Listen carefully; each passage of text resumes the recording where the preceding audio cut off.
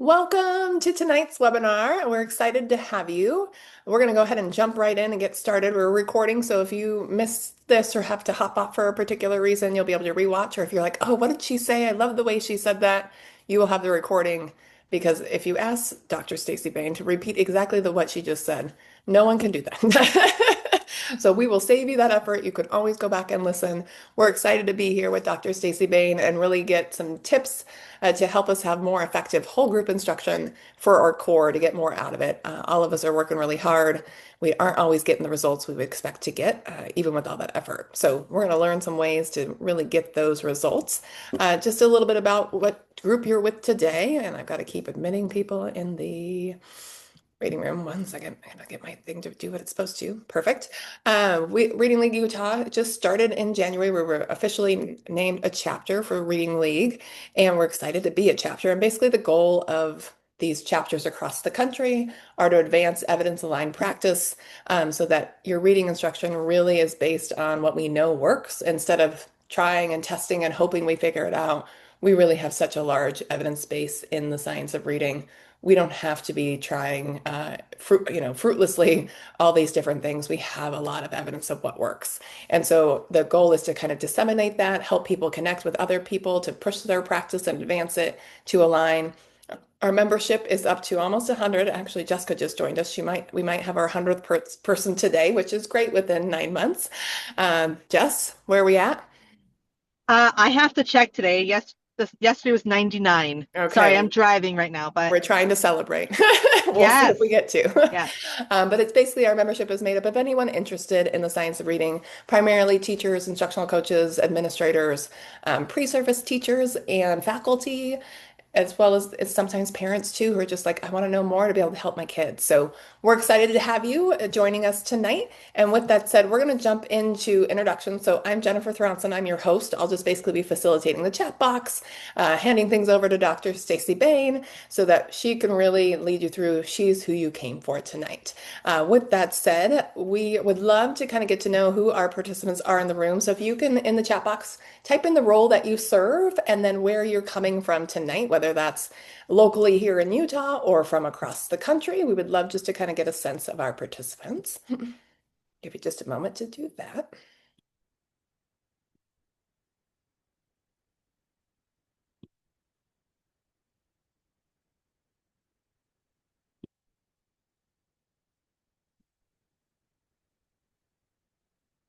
All right, they are coming in the chat box. Thank you so much. It's always fun to kind of get to see where the reach happens in a webinar like this. So thank you for sharing. And for Dr. Bain, it's helpful to know like who's her audience so that she can connect with you with more concrete examples that might be relevant to your role and responsibility. With that said, now we need to introduce our guest presenter for the evening. And so Dr. Staci Bain comes from Washington. She's in the state of Washington. So we are having our Last week we had a homegrown teacher, and now we are having our educational consultant and leader in literacy across the nation joining us tonight. She was a former classroom teacher, so coming from that realistic, practical experience, but also served as a principal, an executive director. She's been a Letters National Facilitator. If you're from Utah, many of you have been through that training. She could have been your trainer at that time. She earned her doctorate in superintendent's credential from the University of Washington, which is right near where she lives, which very convenient. She grounds her work in both scholarship and system level leadership. You really will learn a lot from her in terms of how we think and design systems to really work more effectively for both the staff running them, but ultimately the kids that they are being served by. She is the copyright holder and architect of Educate's Tier 1 K-12 Empower Hour. She has also most recently, just a week and a half ago, released the book that you see there on your screen called Empowered to Teach and Lead, really focusing on how to do whole group instruction with some really simple, easy button level techniques, which I was like, oh, who doesn't want like the little tips and tricks that we can make? And they're not tricks, they're like the evidence-based practices that actually get you the results that you want out of your instruction. And so, Dr. Bain, let me stop sharing my screen and let you have permission to share yours, and we'll jump right in. As she's getting hers up, If you have questions during the presentation, feel free to drop those in the chat box. Dr. Bain may entertain those during the presentation, but I will note them for after, and if we have time, we'll take some of those questions to the group. All right, Dr. Bain, handing things over. Thank you so much, Dr. T. I really appreciate it. And hello to everybody tonight. Boy, it just is such a blessing to be here in this space together as a community. So thank you so much for allowing me to be with you for an hour of your night. So tonight we are going to talk about securing your literacy core. And I really like to lean into the morphological part of curing. How can we make core instruction healthier, more wholesome? So thank you. Thank you to the Reading League Utah Executive Board. I appreciate your leadership. You individually are doing monumental things, and then collectively as a team, I cannot wait to continue to watch your journey as the Reading League Utah. I believe that the Reading League Utah and the rest of the country is in for great things because of you. So thank you so much for your leadership. I would like to invite you to question who I am and every speaker that we hear. I think that it's important for us and healthy for us to be able to allow the question, what data have you been able to get in your practice? Why should I have my time listening to you? So in God we trust, all others bring data. And in full disclosure, when I finished my master's degree from a particular university in the state of Washington, which now is IDA certified, so a huge transformation for them. But in the 1990s, it was all whole language. And in fact, we were told in our master's degree program, the one class that we took, don't worry about it. Everybody teaches reading differently in Washington State. You'll learn how to do it based upon the school that you're in. Everybody does it differently. We know that that's an inefficacious response. So $20,000 later, I stepped into first grade in 2005, and I didn't know what I was doing. I was blind, but now I can see. So I decided I was either going to leave the profession of education because I didn't want to do harm to students by not teaching them how to read as a first grade teacher, or I was going to try to figure it out. And that's when I enrolled in another graduate level class, and I was lucky enough to be able to have a professor that knew what she was talking about. She had a required reading, Marilyn Yeager Adams, Beginning to Read, Thinking and Learning About Print. And it was through that book that launched me into the science of reading, which before was called scientifically based reading research. So I didn't know what I was doing. My story is probably your story as well. But for 10 years, 91.5% of students left reading on grade level, according to the dynamic indicator of basic early literacy skills, a nationally normed assessment. Why did everybody but two leave reading on grade level according to the composite score on Dibbles?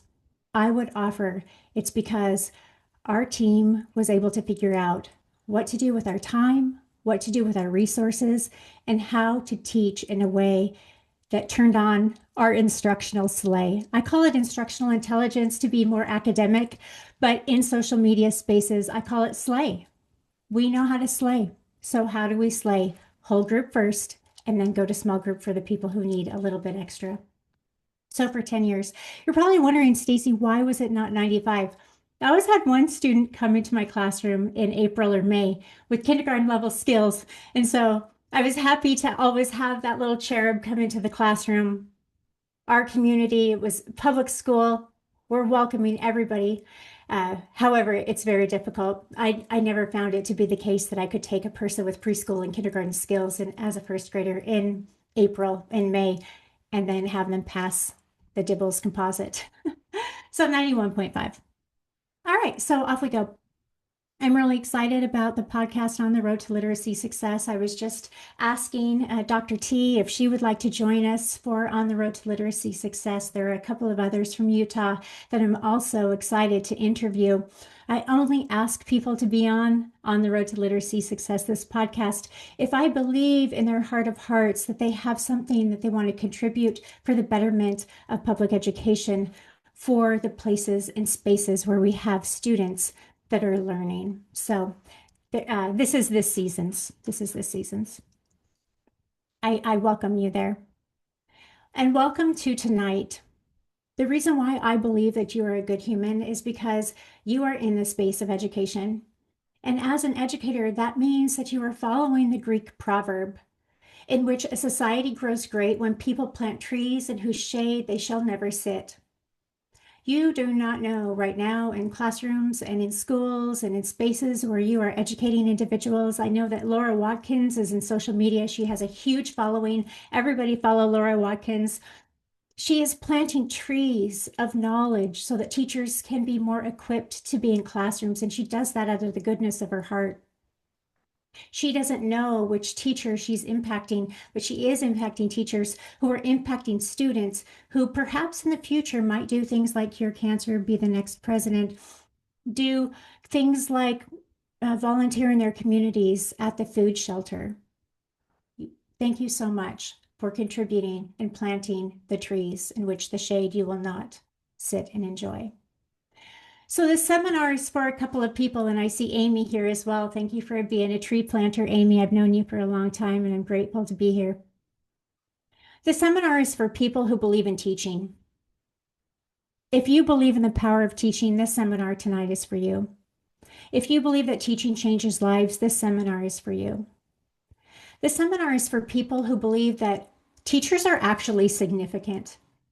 I remember back in the 80s, I loved this movie, or 90s, I don't know. I loved this movie.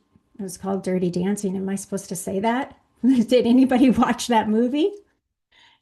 And in that movie, Patrick Swayze says, "Nobody puts my baby in a corner," something like that.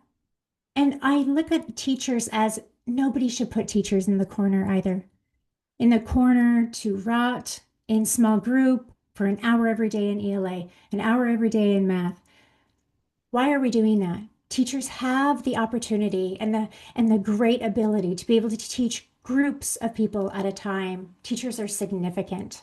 This seminar is for you if you believe that teachers are valuable. This seminar is for you if you believe in cumulative learning experiences. If you believe that just like snow, we get a half of an inch, and then an inch, and then another inch, and then a foot, and then 2 feet. It's cumulative instead of we get snow and then we get rain and then we get snow and then we get rain. That causes avalanche conditions. Learning should be cumulative, stair-stepped. How many of you believe that?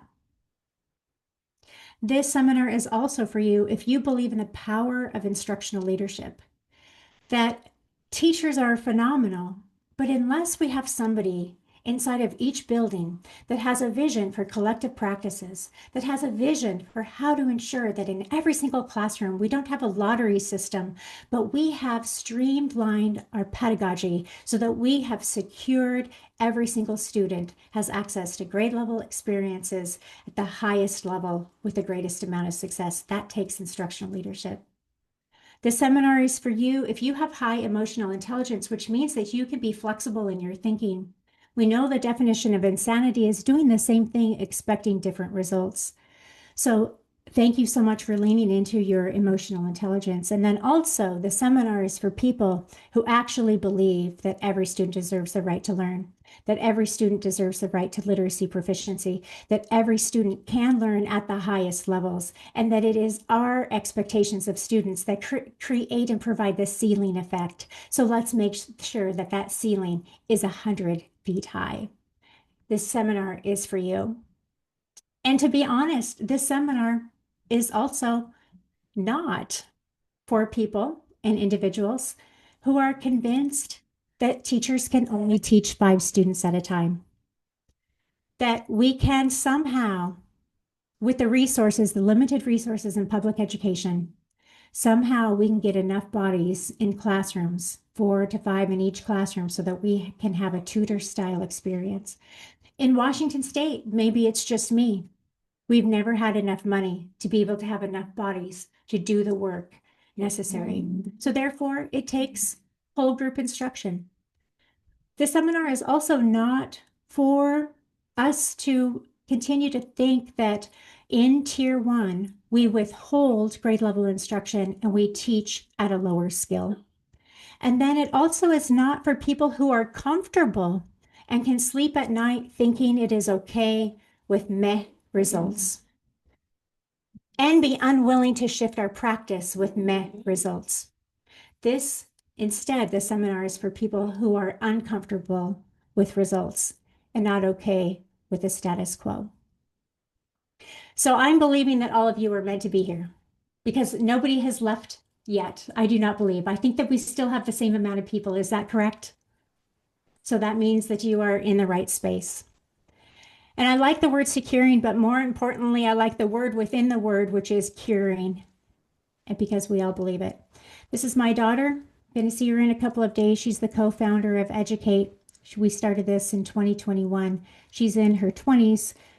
She is now a PhD candidate in biomedical engineering doing heart research because somebody taught her to read, and it was Miss Sonia Davenport in kindergarten. She was a paraeducator.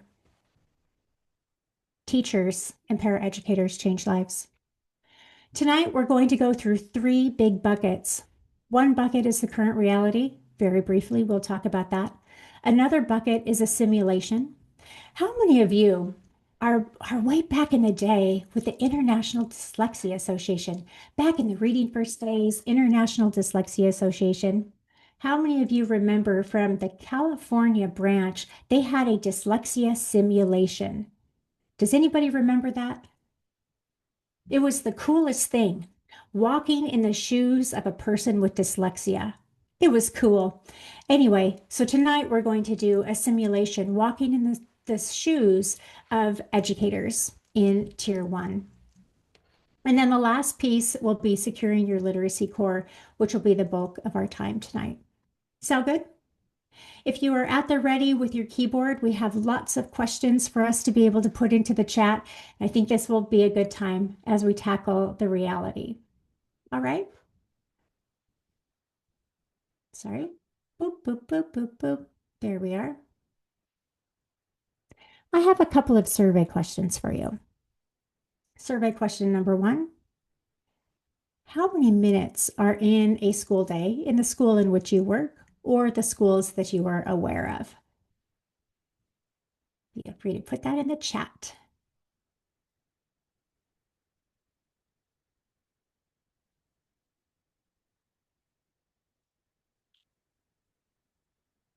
Number of minutes. I think people are doing math. There we go. Amy's in.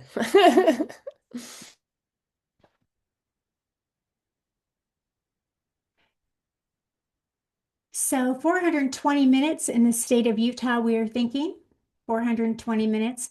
In Washington State, it's 435 minutes, 7.25 hours. So about 7 hours for the state of Utah. Is that what I'm hearing? Excellent. So some people may also think, well, there's not enough time. How many of you feel as if there's not enough time in the school day and also the day can be the longest day of your life simultaneously? It's just the craziest thing. Yes. Okay. So inside of those 420 minutes or 435 minutes, depending upon the state in which you live, what do educators need to do to tackle things inside of each school day? So for example, recess would be one. So can you list out in the chat all of the things that we do within a school day?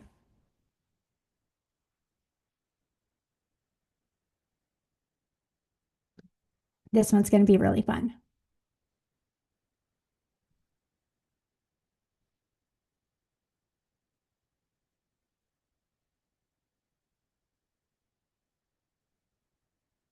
Lunch count and attendance. Yes. Oh, I did not think of it, about that one. That's a good one.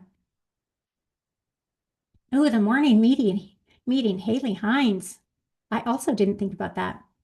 Math, science, ELA, recess, lunch, social studies, attendance, behavior, specials, art, music, PE, extensions, unified arts. Ooh, morning meeting, social emotional specials. Excellent. Assemblies. Ooh, I didn't get that one down either. Excellent. What I need, outdoor education. Excellent. Special classes. Oh, fire drills. Excellent, Mrs. Harbison. That is a good one as well. Goodness.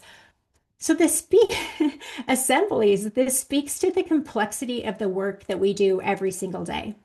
So if you leave exhausted and you feel like you need to disassociate on the couch, I understand that because we are cramming a lot of things inside of those 420 minutes. And so, with that, it is my belief that we need to make the most important thing of the day, which obviously for me, it's literacy, because when we teach people how to read, they can become scientists on their own. They can self learn how to be a biomedical engineer, a mathematician, etc., an astronomer. You can, if you can read, you can do anything. The sky's the limit, right? So if we want people to be able to read and write, and we center that, of course, we want people to be healthy individuals. However, that being said, the academic skill that people must have is literacy for all. So if that is the case, how do we make it be so that teachers hit the easy button?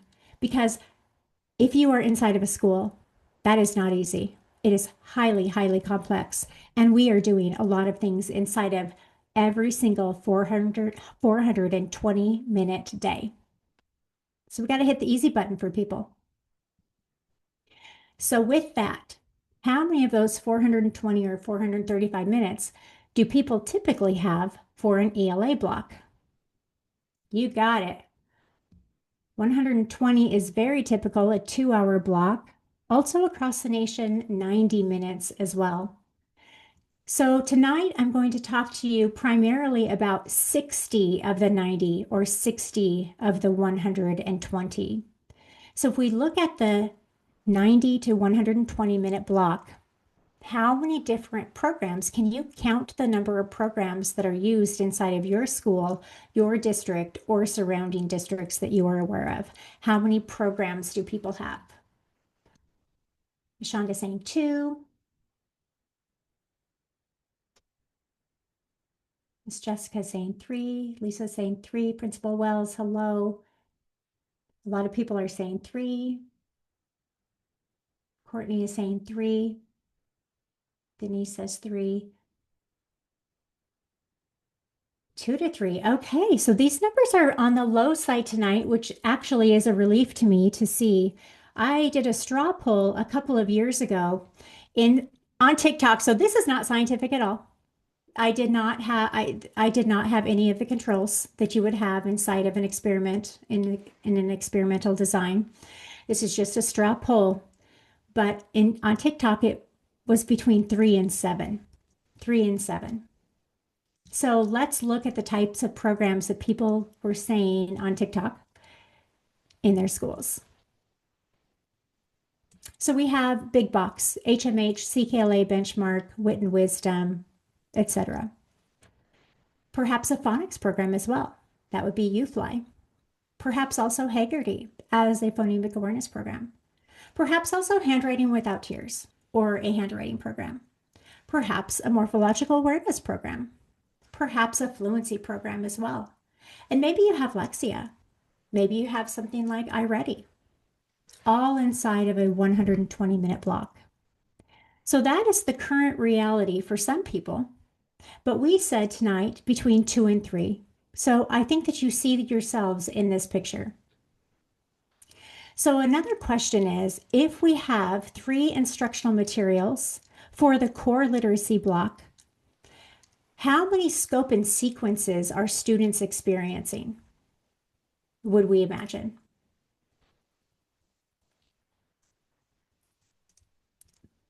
I would imagine 3 as well. And therein lies the problem. And we'll talk about that in just a moment. What would we say the definition of structured literacy is, according to the International Dyslexia Association? They define it with 4 key terms or categories. Would anybody like to put those in the chat?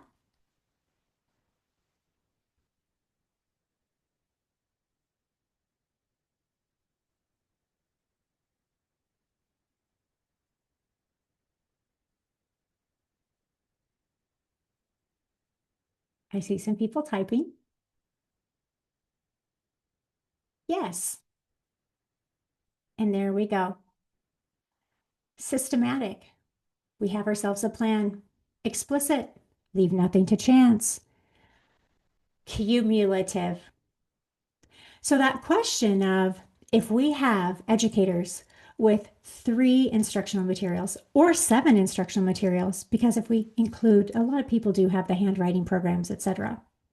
But let's just say 3. If we have 3 instructional materials with 3 different scope and sequences, how are we ensuring that we are providing one cohesive, cumulative experience for students and one cumulative experience for teachers to teach? That's a question for us. I would offer it's hard for me to see that. I would also offer that I wonder if 200 minutes, or sorry, 120 minutes, 2 hours, is enough time to teach 3 programs well. And why would we? I also wonder, and I know that causation and correlation and all of those things don't jive, but one does wonder. I'm an educator. I remember when I was a principal, and before that I was a teacher. My end of the year evaluation was based upon student performance. So nobody was able to get a level 4 unless their student performance was at a level 4. And it seems odd to me that we would hold teachers and principals to the expectation of getting results within a year and then just say, oh, we've trained a lot of people in the science of reading. Everybody has a new box that's SOR, but we cannot say that this has anything to do with that. And what I would offer is that we all deserve better. If I could be so bold, if I could be so bold, why are we doing so much effort in a literacy movement if the National Assessment of Educational Progress, our nation's report card for 4th grade reading, went down between 22 and 24, and more people are trained in the science of reading than ever, and more people have more boxes with labels the science of reading than ever?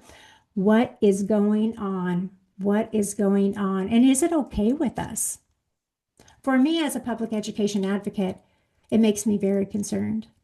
And this especially makes me concerned. There are people, it takes human beings to be able to create a literate nation, to be able to create good humans. I do not believe that it is the case that we can stick a student on a computer and they will learn everything that they need to learn. We are social beings. I live and breathe and love being in community with people. And I think that that's why you're here tonight, because we are together in this community and it validates who we are and it lifts us up. We are a people driven species, right? In community. And if that is the case, does anybody feel alarmed that 75% of K-12 educators describe their job in 2024 as frequently stressful? 68% that said the work is overwhelming. And teachers and leaders, according to RAND 2022, said that they experienced job stress at twice the rate of the broader workforce. This is what keeps me up at night. And this is what I want us all to go away with tonight. It doesn't have to be this hard. It doesn't have to be this hard. And we can walk through to a simpler life, to an easier life, to one of greater effectiveness and greater results, because you deserve it. So here's the simulation. I know that people love programs. I do understand that. I've been in this space for a long time and traveling across the nation. I'm in my 5th year as the owner and operator of Educate. And this is what I have come to realize, that sometimes it's difficult to divorce the box. It's difficult. And sometimes it's also difficult to get that big box out of the closet because we were like, oh, we looked at it, we don't like it, we tried it, we stuffed it in the closet. We bring it out for evaluation, then we stuff it back in the closet. Just seems to be a very popular thing to do. And I don't blame teachers for doing that. But let's go ahead and have a simulation. I'm going to pull out my big box, my program, and the program is talking about astronomy. And more specifically, we want people to learn about what is beyond planet Earth. We want people to be able to leave the classroom with some type of knowledge, some type of enduring understanding, right? So the reading today in the text, I just made this up, astronomy. This is grade level text. We have some onset and rhyme. Teachers are going to be like, okay, the word is bed. What's the onset to bed? What's the rhyme? Great. Fun. Onset, rhyme. They're going through these things. The first question would be for teachers, what does Susan Brady say about the types of phonemic awareness activities and phonological awareness activities that we should spend our time on? Is onset rhyme one of them? I love what the Dr. Louisa Moats has to say and has said this for a very long time. Educators are powerful because educators are critical consumers and should be critical consumers of their programs. They should be able to evaluate what they should do, what they shouldn't do inside of a program. I'm already seeing something on this page right here that I would not recommend we teach, which would be onset rhyme. I would go straight to identification.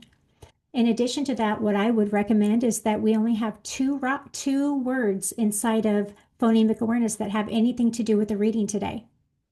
So most likely, I would saddle up phonemic awareness to gel with the reading. Why? Because we start with the end in mind. This is the simulation. What do we want students to be able to know and do by the end of this class period today? We have this day. I don't have tomorrow. It's not secured. I can't go back to tomorrow, but I do have this day. What do the students have to read this day? They get to read this text. Not everybody is necessarily, whoa, ready for the text. I have 20 different abilities, quote, levels inside of my classroom. Everybody's coming in differently with different skills, but everybody deserves access to grade level text. How do I get them there? Well, I know that identification is important. I know that blending is important, blending phonemes. I know segmenting phonemes is important. I can do those three skills with the text right here, and I can call that good with phonemic awareness. All right, back to the simulation, right? Because we're smarter than our instructional materials. We take the instructional material, and I like to call it a Jetta. It's not bad. It's not the... I used to have this car from Yugoslavia. Do you remember back in the day they were called Yugos in the 1990s? They were made fun of on Saturday Night Live. I had no idea. I bought one of those. I didn't know. I thought it looked like a Volkswagen Rabbit. I thought I looked cool in it. It didn't go anywhere. So I don't see any instructional material. Miss Watkins, you're like, yes. I don't see any instructional materials as a Yugo. I see a lot of Jettas out there. Fine, they're going to get you to your destination, but how many of us want to drive an Audi or a Porsche? I do. Let's turn that box into the Porsche that it can be. So backward design. Let's go ahead and think about this big box. We have the phonics skill of long vowel A. That is supposed to be the grade level skill for the week. For, let's say this is a first grade classroom. So you know what? I'm going to teach long vowel A. I'm going to teach all the different spellings for long vowel A. Should my vocabulary line up with my reading? Yes or no, everybody? Absolutely. So this is just a backward design. We're teaching micro skills to be able to get into the micro to macro. That's all it is. And we're making sense of what students have available in the classroom. Now, I'm going to go back to this big box and pick on it for just a little bit more. When we do the identification of the word sun, the word is sun, everybody. What is the word? Awesome. What is the final sound in sun, everybody? Awesome. Now, back in the day, when I was first trained in scientifically based reading research, you know what? That's all I would do. I didn't define the word sun. Shame on me. I should have. I missed out on a vocabulary opportunity.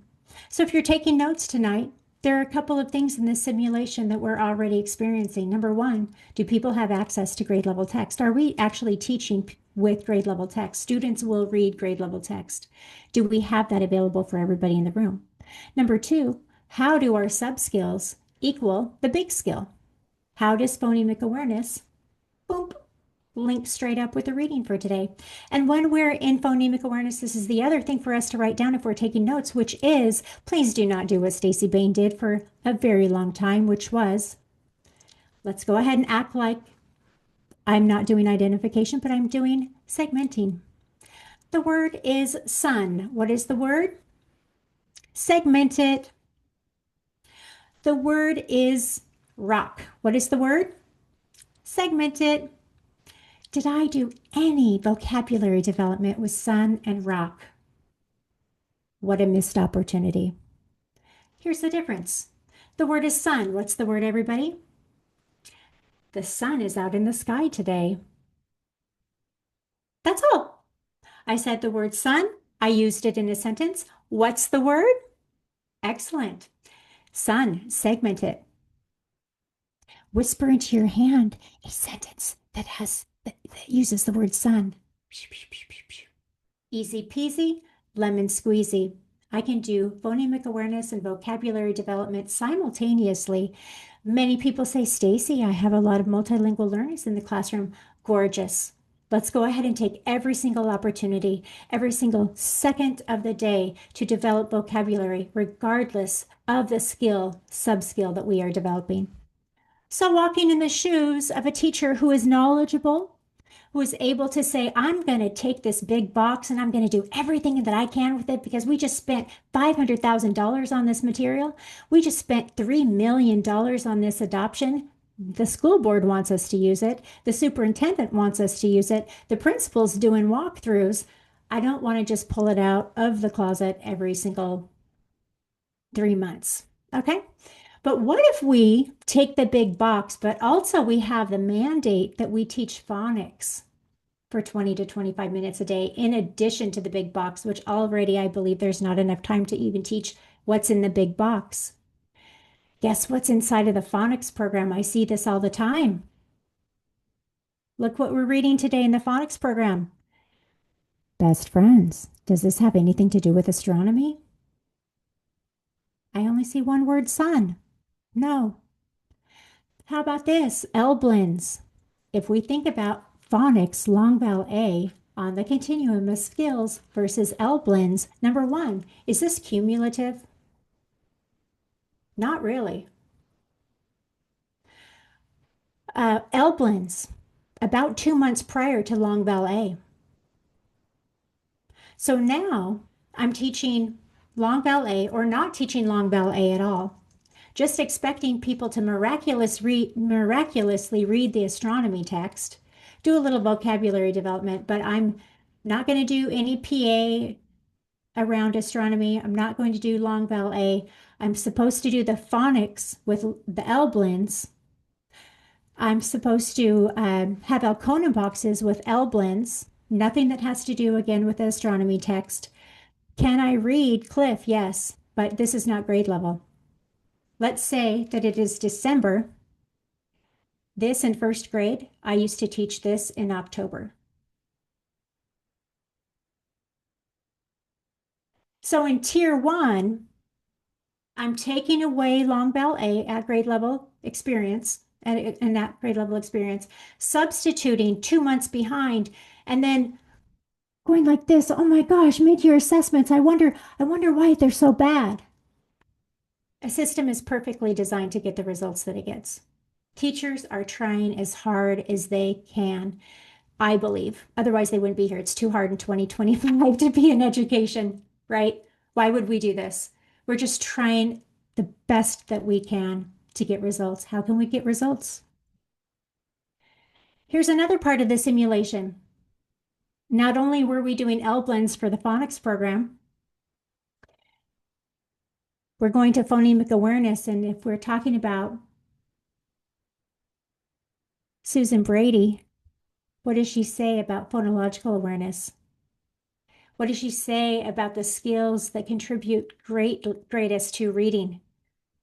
Again, blending and segmenting have a great connection to reading and writing.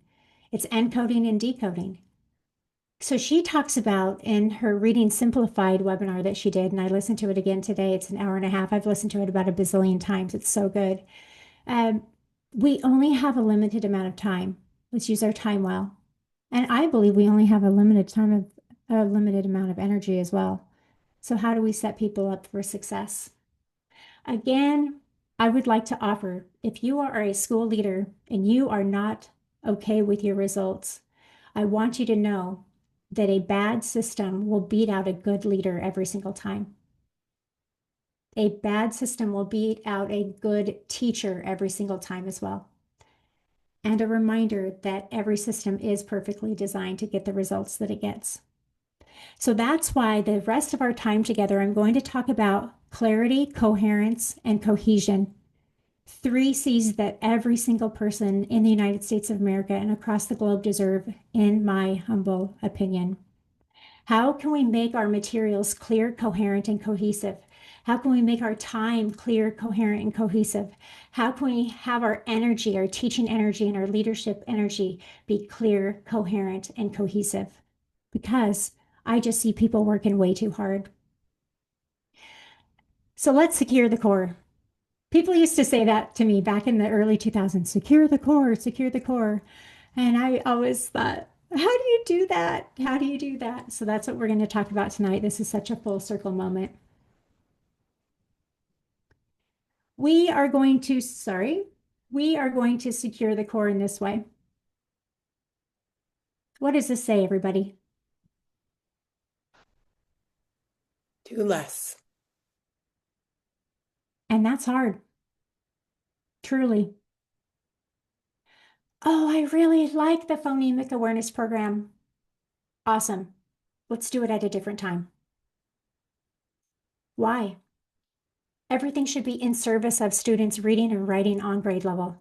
As many as possible, and we don't have a lot of time. 420 minutes every single day and 180 days goes like that. It's a flash and then it's gone.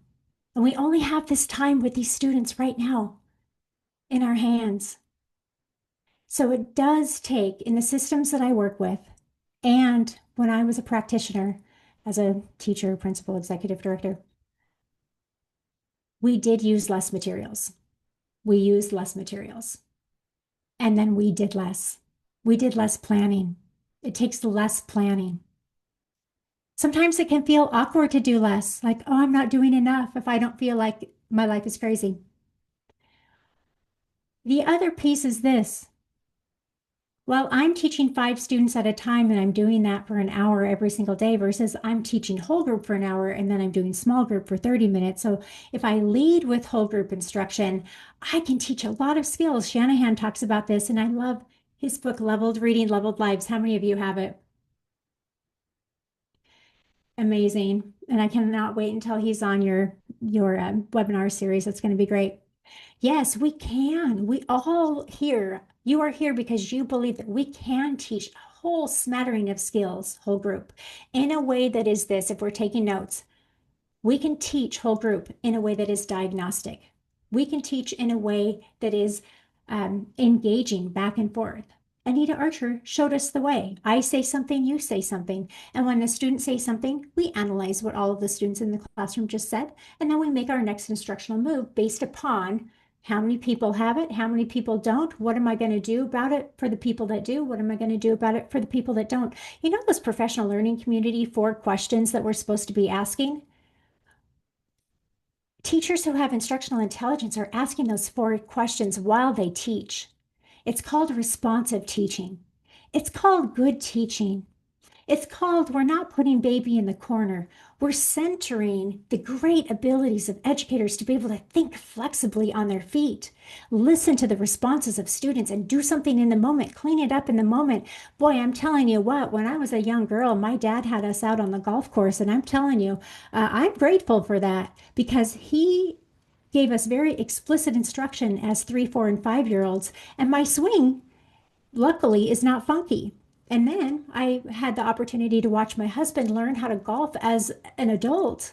And boy, he had learned a lot of things that needed to be unwound because he had gone so long practicing incorrectly.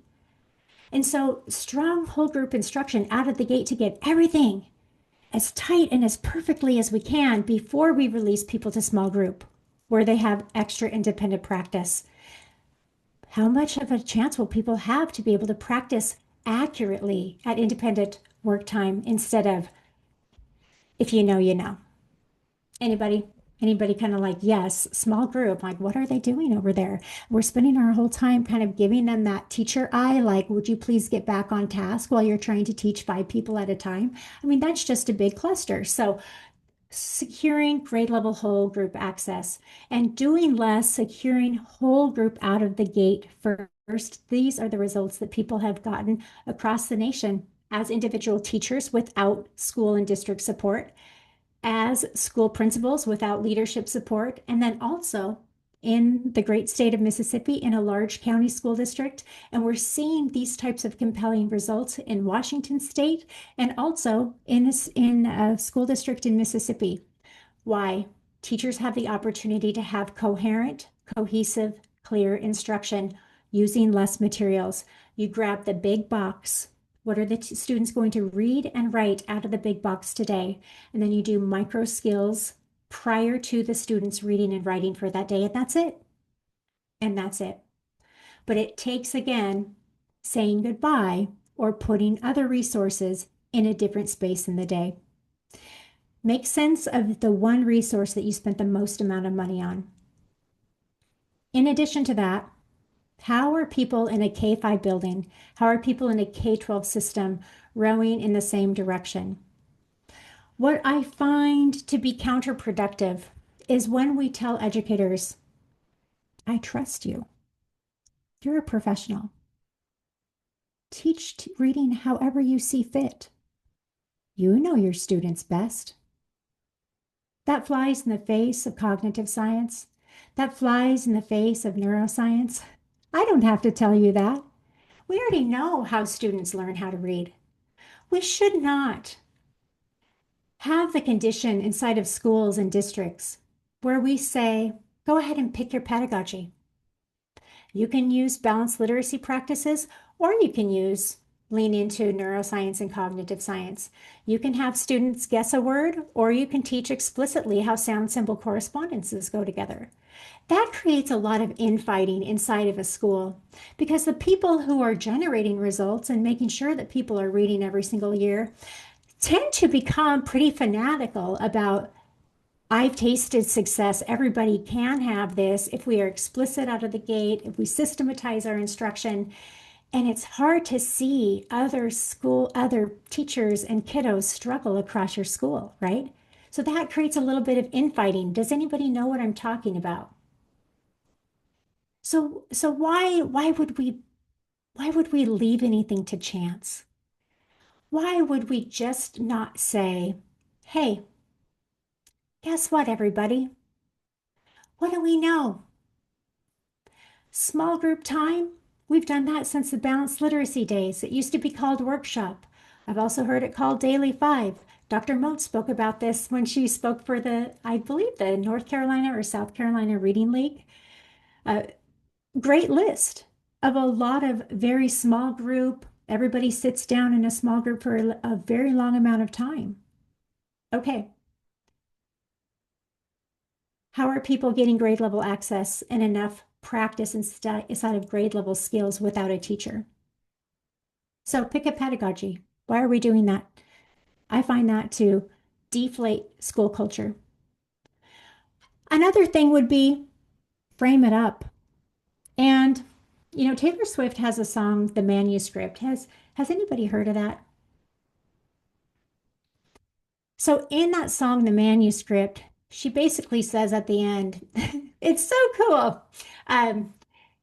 She knows that she didn't write the manuscript for her, that the manuscript was not hers any longer, that there was a purpose for all of her experiences, to be able to go back in time, to evaluate her life, to write this manuscript, and then pass it forward. And then it then belonged to the world. And that's what I would like to say my lived experience inside of public ed is for. It was a rocky road because in 2005, when I started teaching people how to read, and it wasn't across our grade level yet, that isn't necessarily the most popular position for a person to be in. In addition to that, I became very adamant that if I can do it, everybody can do it, and every student deserves it. And our community is poor. We don't have a lot of money to have outside resources come in. So let's just get it done. So I had very little patience with everybody got to just do their own thing. A lot of people, like I don't like YouTube videos going on during the ELA block. Anybody with me? And I also don't like lackluster leadership that was like, meh, I'm fine. I have a house and two cars. I'm good. When we have students, I was in a title school, the majority of students were experiencing shelter insecurity, food insecurity, etc. I myself, not coming from a lot of money, I have a heart for making sure that everybody has access to a high quality education because it's liberation, it's freedom. So you can imagine how challenging it was to try to continue to be inside of spaces in which Washington State is whole language. It still is whole language today. Our superintendent of public instruction clearly has stated in the media and elsewhere, so I can say this, we will be the last state to have any kind of science of reading legislation. Gleefully, gleefully. So that is the state in which I reside. So back to my manuscript. What do we do in kindergarten? What do we do in first grade? What do we do in second grade? What do we do in third grade? I've spent the last 20 years experimenting on that, trying to figure it out so that we can put it out into the world. And I am not trying to sell a book. I said in social media, I can make a lot more money doing a lot of other things than selling a book for $27. I put my entire K5 solution in a $27 ebook because I spent my entire life trying to figure out what we should do in kindergarten. I spent my entire life trying to figure out what we should do in first grade, what we should do in second grade, what we should do in third grade. And nobody should have to struggle the way that I struggled. Nobody should have to have the scars on my back that I've had to endure. It's 2025. And also, I don't think that we have time for it. I do not think that we have time and space inside of public education to just say, oh, yeah, change takes 3 to 7 years. So we'll just wait for the change process to happen. I believe that if something is going to work, you will see the results right away. And the Manson School District was able to get 100% of their kindergartners passing iReady at the end of the year, and they only did the kindergarten framework for 6 months using benchmark. Because when you turn on your instructional sleigh, when everybody has collective practices, you know what to teach, when to teach, how to teach it, and you have a plan that is easy. All you have to do is rinse and repeat, and it is as easy as that. And so my manuscript to you. If you don't want the manuscript, that's totally great. I love it. I so love it. In Washington State, we're in a recession. So do this. Again, use the reading, use the writing that the students will do that day. Design it backwards from there. Think about in kindergarten, what do people need to know? You're probably going to do a little phonemic awareness in kindergarten. If you're still doing that in fifth grade, probably not cool. What should you do in fifth grade? You should probably do some morphological awareness. What should we do across all grade levels? To secure your core, I would recommend that we have syntactic awareness every single day.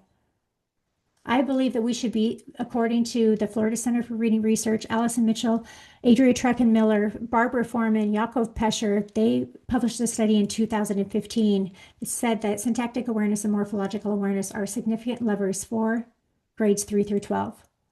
So in service of that thinking, why would we withhold syntactic awareness instruction? So that's all. So start with your reading, start with your writing. Do we do a backward design? Think about what would we want students to be doing in fourth grade in terms of syntax? What would we want them to be doing in terms of morphology? And then turn on your sleigh. Literally, do less. Let's not have scattered skills all the time. It equals scattered results. It equals collective burnout. People need cumulative experiences, not 20 different skills. People need long vowel A well, so that we can have that be in service of the grade level text. We need repeated exposure. We need to all work together collectively. The more people that we can get, the better. Because again, it's frustrating to be the only people that see the vision. And you educators deserve success. We need success for educators. We need teachers to be able to taste success immediately when they turn on, like, ooh, I can do tier 1 like this. I can do core instruction like this. People need to see success immediately on that day. In the way in which I'm saying something, students are saying something, I'm following this routine, things are making sense, I'm generating greater readers and writers. And the reason why teachers need to feel success immediately instead of saying, again, change takes 3 to 7 years, is because number one, I don't think teachers will still be in the field in 3 to 7 years if every single day is drudgery. I don't think that leaders will be in the field if every single day is drudgery. The big people grow the little people. And if there are no big people to be inside of schools, I don't even know what we're going to do. So we need immediate success. We need people to be able to feel liberated and empowered in their space, but it's not for the weary. How many people do we have here tonight? 30, 30, 20? 27. You 27 people have guts. In order to change your system, it takes guts. It takes perseverance. It takes clarity. It takes vision. It takes a stick with itness that a lot of people don't have. But never underestimate the power of one person, one teacher, one leader, one grade level, one director inside of a school can change the trajectory of the entire district, can be that spark for the other schools in your area, can lead to a revolution. And I had a front row seat to that as the person who delivered the first language essentials for teachers of reading and spelling letters training inside of Canton, Mississippi back in 2014. It was February 2014, and Kimiana Burke walked into that gymnasium and she said, "I'm here to inspect what we paid for." And I got goosebumps on that day. And I thought, you, my friend, you, you leader, are going to change the face of this nation. And she has done nothing less than that. It only takes one, and you are the one. You have what it takes. It is time for us to continue to collectively slay. You are a good human planting that tree every single day. And I want you to know that I am here and on this journey with you, for the sake of a more literate, more liberated nation. All of my content is on Facebook, YouTube, On the Road to Literacy Success, in that $27 digital thing. Like, it is out there, ready. And I am so honored to be able to be in service of your continued success. May you slay every day, and may the Tier 1 whole group instructional force be with us. Questions, comments, contemplations?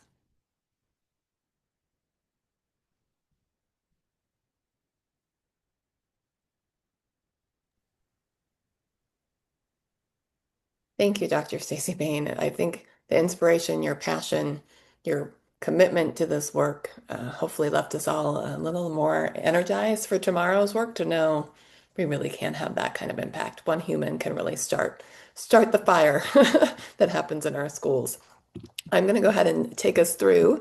If you have any final questions, feel free to put in the chat box. I didn't see any, and so we can I think because we're all like, okay, I'm feeling energized with like this work and thinking about how can I do it more streamlined, more coherent, more cohesive, all of the pieces that we got to talk about.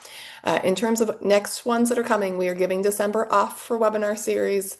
I've learned from being in schools, December is a crazy time, and maybe having webinars in December is not optimal. So we will take a month off and we'll come back to you in January with Dr. Moats, who is the author of Letters. And many of you have been through Letters if you've been here in Utah. And I think over 17 states have been adopting Letters as one of their professional learning strategies. So for those that are here from out of state, if you've had that experience, you're welcome to join. If you do choose to register for this one, there is a question that says, what question would you like? And we're going to be using your questions to kind of facilitate this Q&A with Dr. Moat. She's not coming to present. She is coming to answer your dying questions of like, I've been through this and now I'm trying it in my class and I'm running into this issue, or I really, give me more about this. It was confusing when I went through it. Whatever your questions might be, this will be a really powerful night. She's excited to kind of go more off the cuff with us. And so we're looking forward to that one. And that's on January 20th. That same week, we also have one focus for secondary educators on the power of oral language to improve reading comprehension with Jeannie Schoaf. We're excited to kind of hit into that secondary space as well, helping people to say, we can believe all kids can read, even those in secondary schools who aren't grade level readers. And she's going to give you some powerful strategies to really use oral language to improve reading comprehension. So both of those are available. If you're a Reading League member, it came in the newsletter that came yesterday. You can find all those links. If not, they'll be on our social media about a month before those sessions occur. So you'll be able to register through that strategy as well. If you missed it today, Dr. Staci Bain, thank you. It was powerful, motivational, inspiring, and just kind of reminds us we have impact and we can have influence, even if it's in our classroom alone, but that classroom success starts to bleed into others as well. If we're a classroom teacher, if I'm a coach, How do I help my teachers to see that coherence opportunity when we're using multiple tools and systems to try and get this job done? And I appreciate your message around whole group versus small group. I think there's definitely some conversations around that in the science of reading space. And if we had all the humans in the world, sure, a small group might be useful. Most of us are on our own or with one paraprofessional. We just can't, we've got to get really solid core instruction. So that small group is really a small group that needs the benefited of more intense instruction. So thank you all. Have a great rest of your evening. We'll see you back in January if some of those sound interesting. The full lineup is here. It's also on our website if you want to check it out of who's coming in the upcoming months. We have quite the first year lineup, and we're pretty excited about the names we were able to bring to you, like Dr. Bain, and just their knowledge, experience, expertise. And I love the power of like, let me demonstrate that we've had impact with this work. So thank you, Dr. Bain, for not just saying this should work, but really having that evidence to go with it. Have a great evening, all.